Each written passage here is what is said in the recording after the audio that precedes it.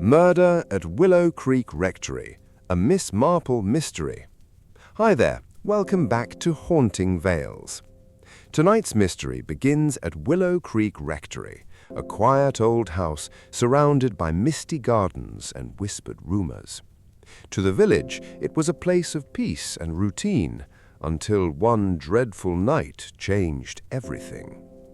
By morning, a body is discovered inside the rectory, and the calm atmosphere quickly gives way to fear, suspicion, and secrets long kept hidden behind closed doors. Miss Marple notices the details others overlooked: the candle left burning too late, the footprints near the garden path, and the strange silence that settled over the rectory after midnight. Because sometimes the most shocking murders happen in the quietest places. Before we uncover what truly happened at Willow Creek Rectory, don't forget to subscribe for more haunting Miss Marple mysteries on Haunting Vales. Chapter 1. The Body Beneath the Bell Tower. Rain settled over Willow Creek just after dusk, creeping across the village in long silver sheets that blurred the hedges and swallowed the narrow lanes whole. The cottages stood dark beneath the storm, their chimneys breathing smoke into the cold evening air, while puddles gathered along the crooked stone paths beside the churchyard. It was the kind of night that made sensible people stay indoors with their curtains drawn and their fires burning low. Even the dogs had gone quiet. At the top of the hill stood Willow Creek Rectory, old and weathered, leaning slightly to one side, as though age itself had become too heavy to carry. Ivy crawled across the stone walls, and the tall church bell tower behind it disappeared now and then into drifting fog. Inside, Reverend Lionel Ashcombe sat alone in his study, staring into the fire with tired eyes. A half-finished cup of tea rested beside him, untouched for nearly 20 minutes. The Reverend looked uneasy. Not frightened exactly, but distracted, like a man waiting for something unpleasant to arrive. Every few moments his gaze shifted toward the clock on the mantelpiece. Tick, tick, tick. The sound filled the room so loudly that it seemed almost alive. Outside, rain battered the windows harder now, and wind hissed through the trees in the churchyard. Then came the knock at the front door. 3 slow knocks. The Reverend stiffened immediately. For several seconds he remained perfectly still in his chair, his fingers tightening around the armrest. The fire crackled softly behind him, while thunder rolled somewhere beyond the hills. At last he rose to his feet, smoothing his vest quarter nervously before stepping into the dim hallway. Another knock followed, this time louder. When Reverend Ashcombe opened the door, cold rain swept into the hall in a sharp burst of wind. Standing outside under a black umbrella was a woman dressed in a dark coat buttoned tightly to her throat. Her hat shadowed most of her face. Oddly enough, no two people later described her the same way. Some villagers claimed she was young and elegant. Others swore she looked older, perhaps 50 or more. One woman insisted her coat was navy blue, while another remembered charcoal gray. It was as though the storm itself had hidden her properly from the world. The woman spoke quietly. Only a few words. Nobody heard what she said, but one person did notice the Reverend's expression change at once. A telegram boy cycling home through the rain happened to glance toward the rectory gate as he passed. Later he told police the Reverend suddenly looked pale as candle wax. Not shocked exactly, worse than that. Recognizing. The woman stepped inside. The door closed behind her, and after that, Willow Creek heard nothing more from Reverend Lionel Ashcombe. The storm carried on through the night. Rain hammered against rooftops. The church bell groaned once at midnight when the wind caught the rope inside the tower. Most villagers slept badly, though few could later explain why. Mrs. Potts, the Reverend's housekeeper, claimed she heard footsteps moving downstairs sometime after 1 in the morning. Slow footsteps, careful footsteps. She assumed the Reverend was still awake and thought little of it at the time. By morning, the rain had stopped. Fog hung low over the churchyard as Mrs. Potts descended the staircase, carrying a tray of breakfast tea and toast. The rectory felt strangely cold, too cold. She called for the Reverend twice, but received no answer. Then she noticed the study door standing open. The tea tray slipped from her hands and shattered across the floor. Reverend Lionel Ashcombe lay crumpled at the bottom of the narrow stone staircase leading down toward the church cellar. His neck bent at a dreadful angle, one arm stretched awkwardly across the final step, while his other hand clutched part of the railing as though he had tried desperately to stop himself falling. Mrs. Potts let out a scream so sharp it startled birds from the church roof. At first, the village believed it had been an accident. The staircase was steep, old, and poorly lit, but Inspector Hale of the county police dismissed that idea within minutes of arriving. There were bruises around the Reverend's throat, not large ones, but enough. Someone had grabbed him before he died. By midday, the village had become a boiling pot of gossip and suspicion. Shopkeepers whispered over weighing scales. Curtains twitched every time someone passed outside. Farmers lingered outside the butcher's, pretending to discuss livestock while eagerly trading rumors instead. Willow Creek had not suffered a murder in decades, certainly not one involving a clergyman. People began remembering strange little details. The Reverend had seemed nervous or weak. He had cancelled 2 parish visits unexpectedly. Someone claimed to have heard raised voices coming from the rectory late Tuesday evening. Another swore the Reverend burned a stack of old letters in his garden only days before his death. And then there was the woman in the rain. Nobody knew her name. Miss Marple arrived in Willow Creek shortly after luncheon, stepping carefully from the afternoon bus in a pale lavender coat with a small traveling bag hanging from one arm. To most people, she appeared harmless enough, just an elderly lady visiting old friends in the countryside. But Inspector Hale knew better. "You always seem to appear when bodies do," he muttered as he greeted her outside the rectory gates. "My dear Inspector," Miss Marple replied pleasantly, "human nature appears wherever bodies do. I merely notice it." The inspector gave a weary sigh and led her inside. The rectory smelled faintly of damp stone, burnt coal, and something else lingering beneath it all. Cigarette smoke, fresh enough to notice. Miss Marple's eyes wandered slowly across the hallway, the overturned umbrella stand, muddy footprints near the entrance, a wet scarf hanging forgotten beside the staircase. Then she moved toward the steps where Reverend Ashcombe had died. The old woman paused halfway down, resting one gloved hand against the wooden railing. Her sharp eyes narrowed ever so slightly. Caught against a rough splinter near the final step was a tiny thread of black silk, not the Reverend's clothing. Miss Marple said nothing immediately. She simply studied the thread quietly while Inspector Hale continued speaking beside her. But her expression changed, just a little. Outside, the church bell rang across Willow Creek once more, low and hollow beneath the gray afternoon sky.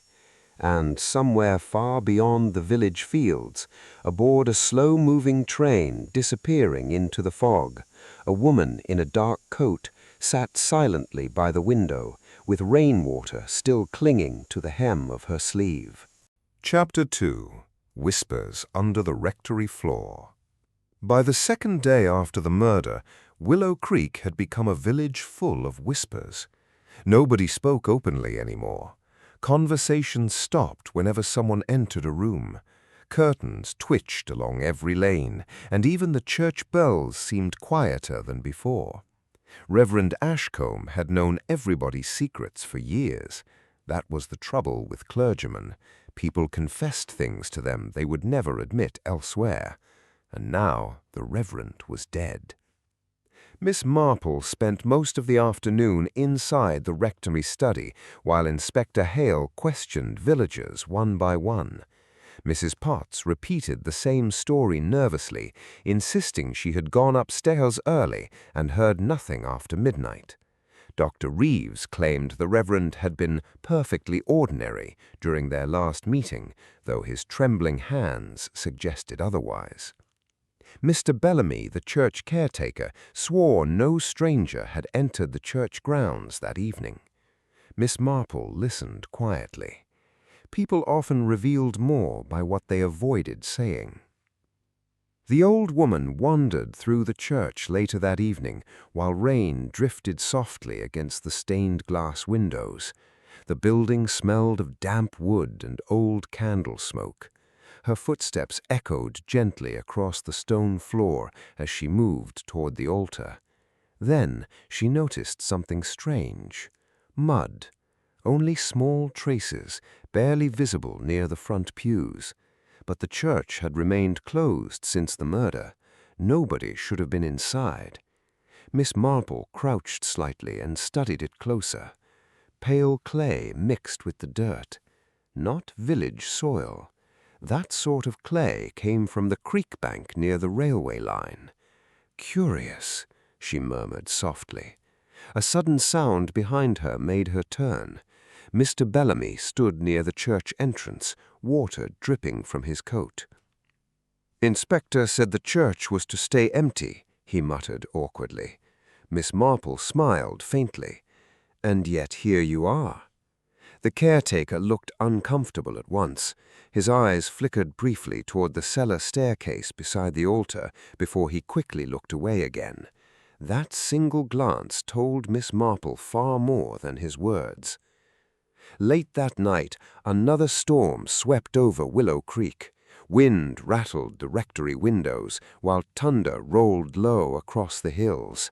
Miss Marple sat awake in her room when she heard it. A noise beneath the floorboards. Slow footsteps.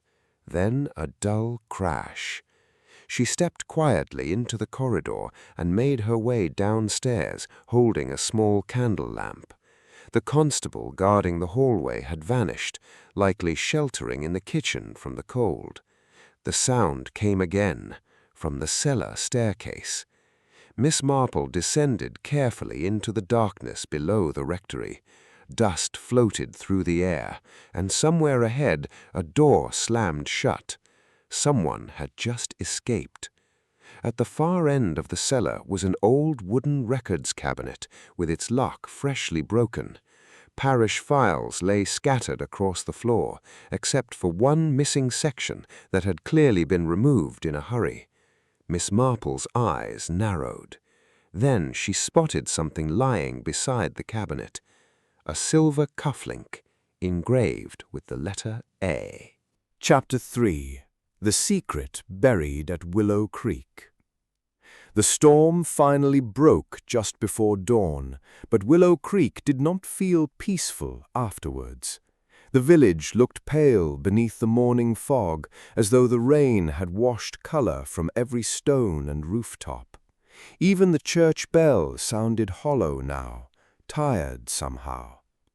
Inspector Hale stood inside the rectory's study, turning the silver cufflink over in his hand again and again. The engraved letter A caught the firelight sharply. "Arthur Bellamy," he muttered, "the caretaker. Miss Marple sat quietly nearby, with her knitting resting untouched in her lap. Yes, that would be the obvious answer. The inspector frowned immediately. You think someone planted it? My dear Inspector, murderers do enjoy obvious answers. They save everyone so much trouble. A constable arrived moments later with news that Arthur Bellamy had disappeared from his cottage during the night. His bed had not been slept in. One suitcase was missing. By breakfast time, the entire village believed the caretaker guilty. But Miss Marple did not, because guilty men usually ran before the police discovered evidence, not after. That afternoon, Miss Marple asked to visit the Reverend's private office upstairs. The room was small and cluttered with dusty books, old sermons, and stacks of parish records tied neatly with string. Rainwater still tapped softly against the windows, while the old woman examined every shelf with careful eyes.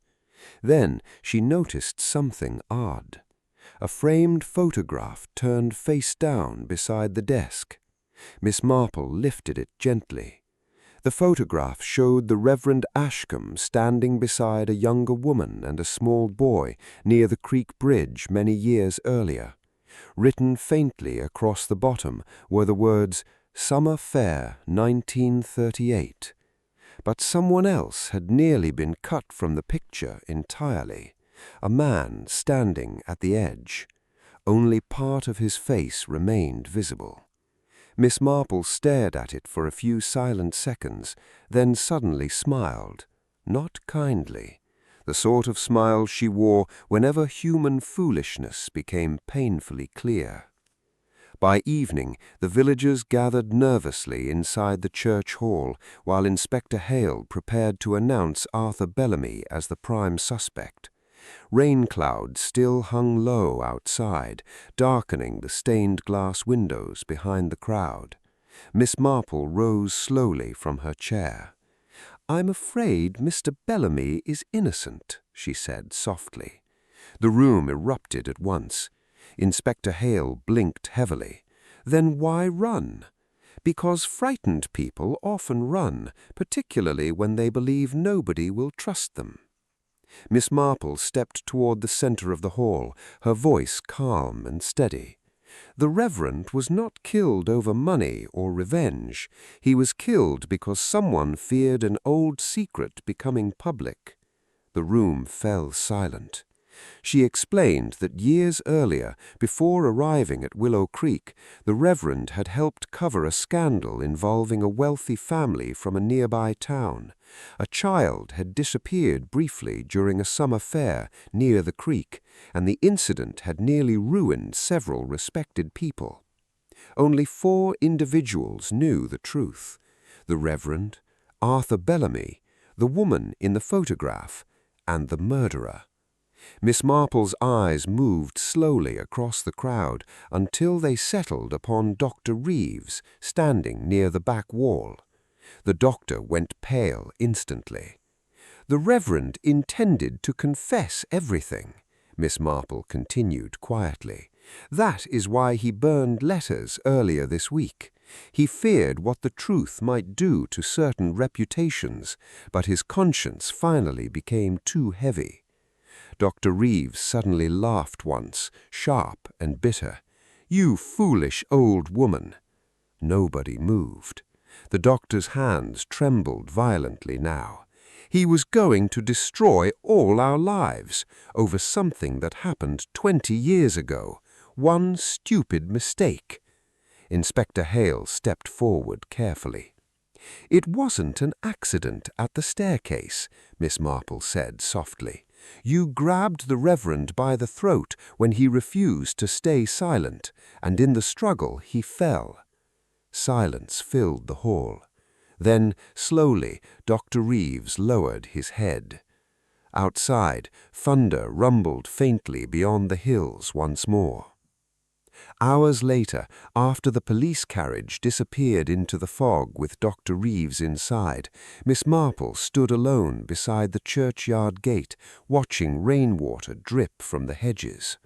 Willow Creek was quiet again, but not truly peaceful.